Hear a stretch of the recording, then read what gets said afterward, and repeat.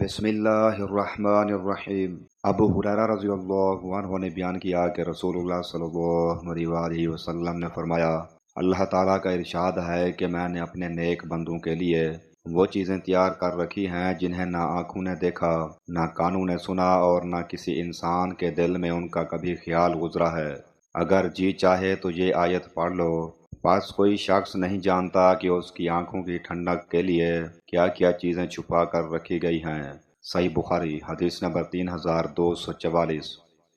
حضرت ابو سعید خدری اور حضرت ابو ہریرہ رضی اللہ عنہما نے نبی کریم صلی اللہ علیہ وسلم سے روایت کی کہ آپ صلی اللہ علیہ وسلم نے فرمایا، ایک اعلان کرنے والا اعلان کرے گا، یقیناً تمہارے لیے یہ انعام بھی ہے کہ تم ہمیشہ صحت مند رہو گے، کبھی بیمار نہ پڑو گے، اور یہ بھی تمہارے لیے ہے کہ زندہ رہو گے، کبھی موت کا شکار نہیں ہوگے، اور یہ بھی تمہارے لیے ہے کہ جوان رہو گے، کبھی بوڑھے نہ ہوگے، اور یہ بھی تمہارے لیے ہے کہ ہمیشہ ناز و نعم میں رہو گے، کبھی زحمت نہ دیکھو گے۔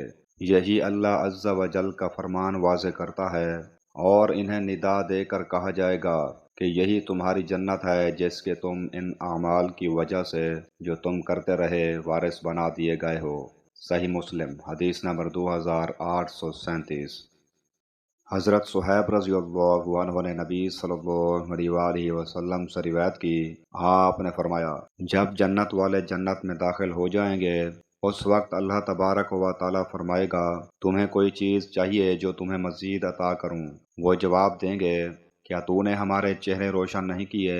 کیا تو نے ہمیں جنت میں داخل نہیں کیا اور دوزخ سے نجات نہیں دی؟